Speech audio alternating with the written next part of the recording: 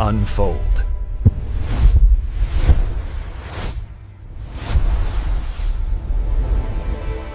(1986년 10월이었죠) 대한민국 전체가 정말 충격에 빠졌던 발표가 하나 있었습니다. 북한이 200억 톤의 물을 담을 수 있는 거대한 댐을 짓고 있다. 이 물이 한꺼번에 쏟아지면 서울 63빌딩 절반이 물에 잠기고 국회의사당은 지붕만 보일 거다. 이 한마디에 온 나라가 들썩였고 결국 거대한 댐 하나가 세워졌습니다. 오늘 당신이 보내주신 자료들은 바로 그 시작이 얼마나 거대한 거짓말이었는지를 낱낱이 보여주고 있더라고요. 그런데 정말 흥미로운 건 그 거짓으로 태어난 구조물이 수십 년 뒤에 전혀 예상치 못한 방식으로 자신의 가치를 증명해낸다는 점입니다. 평화의 댐을 둘러싼 이 놀라운 반전의 역사 한번 제대로 파헤쳐 보겠습니다. 네, 오늘 살펴볼 자료들이 바로 그 평화의 댐 건설의 정치적 배경부터 시작해서요. 1993년 감사원의 그 충격적인 진상규명, 그리고 2000년대 이후에 기후변화라는 새로운 국면 속에서 홍수 조절 댐으로 재평가받기까지의 전 과정을 아주 입체적으로 다루고 있습니다. 오늘 우리의 탐사는 크게 두 가지 질문을 따라가게 될 겁니다. 첫째, 국가 안보라는 명분이 어떻게 대국민 심리전으로 변질될 수 있는가? 그리고 둘째, 거짓으로 시작된 역사가 과연 진실된 효용으로 그 과거를 덮을 수 있는가? 이 두 관점을 가지고 사건의 흐름을 따라가 보시죠. 말씀하신 거짓으로 시작된 역사라는 지점이 정말 핵심이네요. 그럼 그 거대한 거짓말, 즉 공포가 처음 어떻게 만들어졌는지부터 시작해 봐야겠습니다. 자료를 보면 왜 하필 1986년이었는지 그 시대적 배경이 뚜렷하게 보이더군요. 맞습니다. 1986년은 전두환 정권의 임기 말이었습니다. 당시 사회는 직선제 개헌 요구를 비롯한 민주화 운동의 열기로 정말 뜨거웠죠. 87년 바로 전이니까요. 네, 정권 입장에서는 상당한 정치적 위기감을 느낄 수밖에 없는 상황이었어요. 특히 자료에 언급된 건국대 점거농성 사건이 결정적이었던 것 같아요. 정부의 댐 건설 발표 바로 직전에 있었던 일인데 무려 1200명이 넘는 학생들이 구속될 정도로 어마어마한 사건이었잖아요. 네, 맞습니다. 온 사회의 시선이 전부 여기에 쏠려 있었죠. 그걸 단번에 뒤집을 카드가 필요했던 거군요. 바로 그 지점입니다. 내부의 불만을 외부의 위협으로 돌리는 건 권위주의 정권의 굉장히 고전적인 수법이죠. 이 계획의 배후에는 당시 막강한 권력을 가졌던 국가안전기획부, 즉 안기부와 안기부요? 네, 그리고 장세동 부장이 있었습니다. 자료를 보면 안기부가 북한이 금강산 인근에 발전소를 짓는다는 첩보를 입수한 게 시작이었어요. 그런데 이들은 이걸 과학적으로 검증하기보다는 어떻게 하면 정치적 효과를 극대화할 수 있을까에만 집중합니다. 그러니까 애초부터 팩트 체크가 아니라 스토리텔링에 방점이 찍혀 있었던 거네요. 단순한 발전용 댐을 서울을 겨냥한 수공용 비밀 병기로 둔갑시키는 시나리오를 쓴 거죠. 그렇습니다. 정부가 발표한 10월 30일이라는 날짜조차 건국대 사태에 쏠린 사회적 관심을 다른 곳으로 돌리기 위한 아주 치밀하게 계산된 타이밍이었습니다. 일단 공포의 시나리오를 만들었으니 이제 이걸 국민들이 눈으로 보고 피부로 느끼게 만들어야 했을 텐데요. 언론의 역할이 정말 컸더라고요. 특히 TV 뉴스에서 보여준 그 컴퓨터 그래픽. 시뻘건 물줄기가 서울 시내를 덮치고 아파트와 빌딩이 잠기는 장면을 계속 반복적으로 보여주니까요. 그 시각적 충격이 어마어마했죠. 거대한 물의 파도가 한강 제방을 넘어오는 그 그래픽은 당시 국민들의 뇌리에 공포 그 자체를 각인시켰습니다. 게다가 1988년 서울 올림픽을 코앞에 둔 시점이었기 때문에 올림픽. 네, 북한이 우리의 성공적인 올림픽 개최를 방해하려 한다는 프레임이 더해지면서 공포와 분노가 뒤섞여서 폭발적으로 확산된 겁니다. 자, 그럼 그 모든 공포의 핵이라고 할 수 있는 200억 톤이라는 숫자, 이게 어떻게 탄생했는지 들여다봐야겠습니다. 자료를 보면서 정말 헛웃음이 나올 정도였는데 1993년 감사원 감사 결과를 보니 이 숫자가 철저히 조작된 거였어요. 네, 여기가 이 사건의 가장 희극적이면서도 비극적인 부분입니다. 과정을 뜯어보면 정말 놀랍습니다.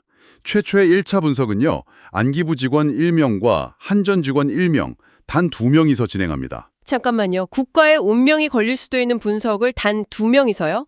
수자원 전문가나 댐 설계 전문가도 아니고요. 맞습니다. 심지어 이들은 댐의 정확한 위치도 모르는 상태에서 지도 위에 대충 선을 그어놓고 댐 높이를 215m로 가정을 해요. 그리고 단 8시간 만에 약 200억 톤이라는 결론을 내놓죠. 8시간 만에요.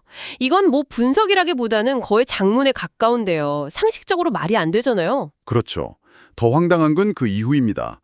나중에 건설부 주관으로 제대로 된 2차 정밀 분석이 이루어져요. 이번엔 관련 전문가 3명이 투입돼서 2달 동안 위성사진까지 동원해 분석을 합니다.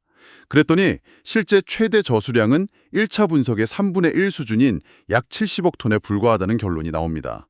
이게 훨씬 더 과학적이고 신뢰할 수 있는 데이터였죠. 그런데 정권은 이 결과를 그냥 뭉개버린 거군요. 정확합니다. 이미 200억 톤 물폭판이라는 자극적인 시나리오를 완성해둔 상태에서 70억 톤이라는 숫자는 너무 약하다고 판단한 겁니다.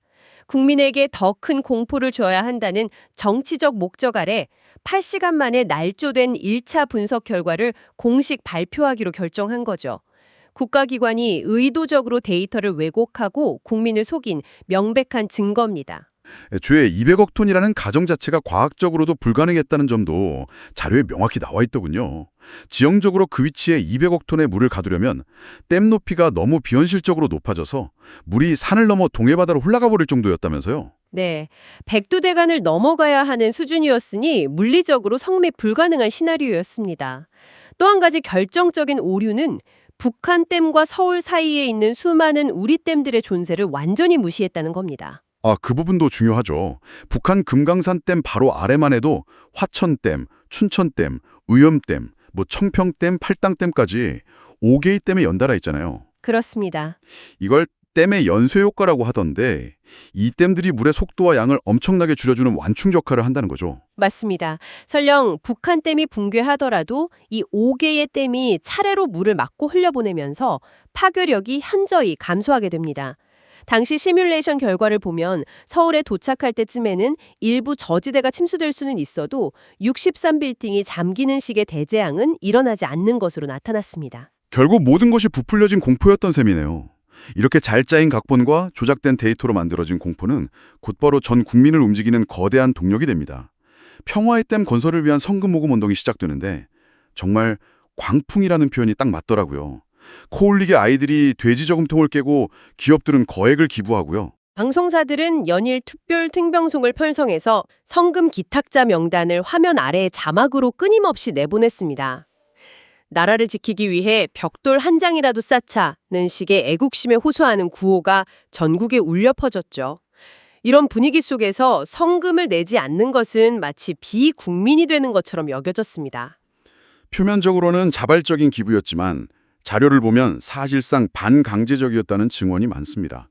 학교에서는 학생들에게 성금을 할당하고 직장에서는 월급에서 일괄적으로 공제하는 일도 비비제했고요. 그렇죠.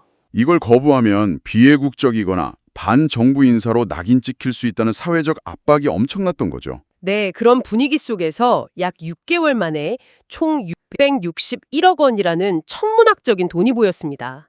당시 짜장면 한 그릇이 한 600원대였다는 걸 감안하면 현재 가치로는 수천억 원에 달하는 정말 어마어마한 금액입니다.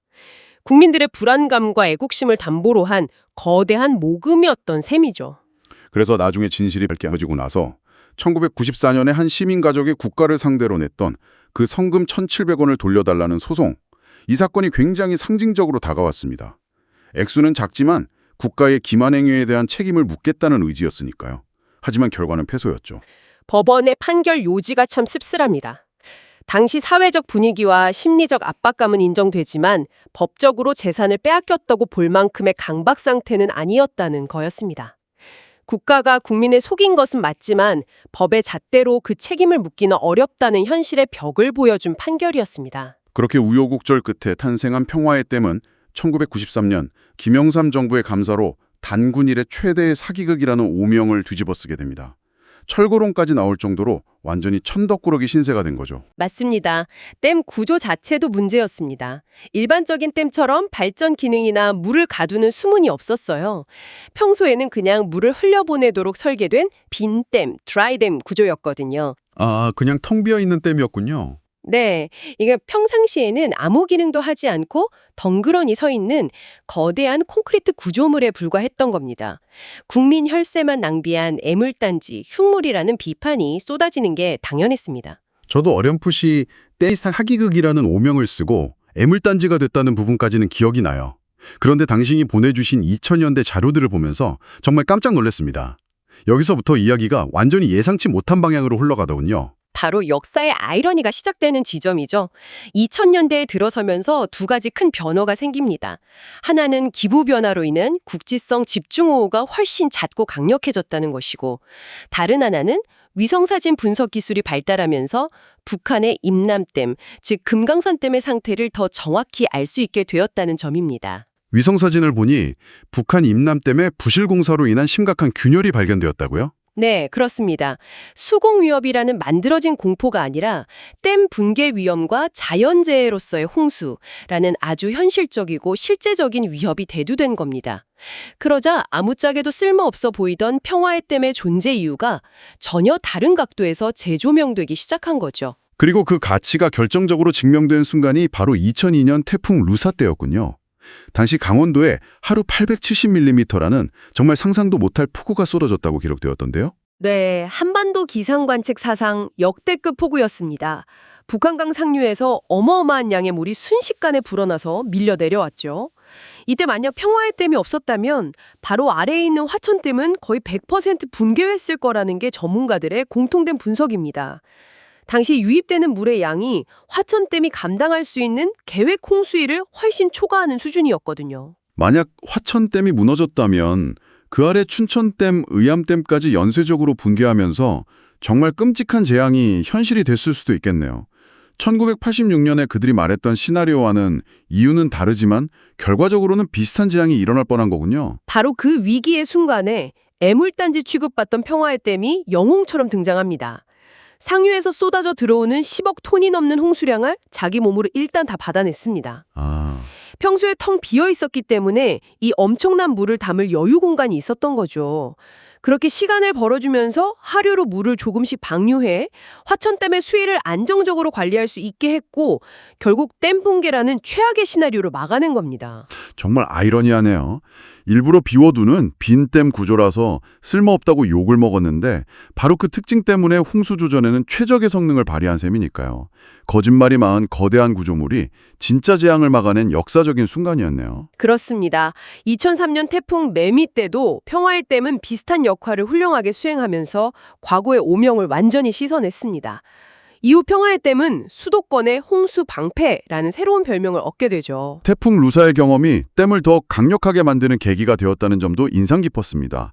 여기서 멈추지 않고 2단계, 3단계 공사를 통해 댐을 더 높고 튼튼하게 중축했더라고요. 네, 태풍 루사가 평화의 댐의 필요성을 증명했다면 이후의 보강 공사는 그 방패를 완성하는 과정이었습니다. 2단계 공사를 통해 댐 높이를 기존 80m에서 125m로 높이고 저수 용량도 5.9억 톤에서 26.3억 톤으로 4배 이상 대폭 늘렸습니다. 26.3억 톤이면 이게 북한 임남댐의 총 저수량과 거의 맞먹는 수준 아닌가요? 맞습니다. 이제는 임남댐이 부실공사나 자연재해로 완전히 붕괴되는 최악의 상황이 발생해도 그 물을 모두 받아낼 수 있는 능력을 갖추게 된 겁니다.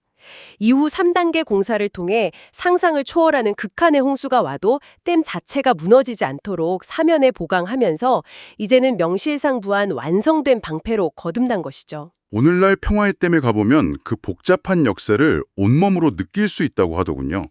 단순한 댐이 아니라 이제는 안보 관광지로서 또 다른 의미를 담고 있으니까요. 전 세계 분쟁 지역에서 모은 탄피를 녹여 만든 세계 평화의 종이 있고 폐무기를 활용한 예술 작품 공원도 조성되어 있고요. 댐 벽면에 그려진 거대한 트리카트 벽화는 세계 최대 규모로 기네스북에도 등재되었습니다. 정치적 기만이라는 어두운 탄생의 비밀과 실제 재난을 막는 든든한 현재의 역할이 한 공간 안에 공존하고 있는 셈입니다. 방문하는 사람들에게 여러 가지 생각을 하게 만드는 아주 복합적인 의미를 지닌 공간이 된 거죠. 오늘 우리는 정권 유지를 위해 조작된 공포가 어떻게 한 국가 전체로 움직였는지, 그리고 그 거짓의 산물이 시대의 변화 속에서 어떻게 전혀 다른 의미와 가치를 갖게 되었는지를 평화의 댐 사례를 통해 깊이 들여다봤습니다. 200억 톤의 물폭탄은 분명한 거짓이었지만 그 거짓이 남긴 거대한 구조물은 이제 북한강의 거센 물길을 막아서는 진실된 방패가 되어 서 있네요. 이 이야기는 결국 당신에게 하나의 묵직한 질문을 던집니다. 만약 어떤 결과물이 처음에 불순했던 의도와는 전혀 다르게 결과적으로 사회에 긍정적인 기여를 하게 된다면 우리는 그 시작을 어떻게 평가해야 할까요? 평화의 댐을 사례는 목적이 수단을 정당화할 수 없다는 오랜 원칙과 그럼에도 불구하고 역사의 아이러니가 만들어내는 예상치 못한 결과를 우리가 어떻게 받아들여야 하는지에 대한 깊은 성찰을 요구하고 있습니다.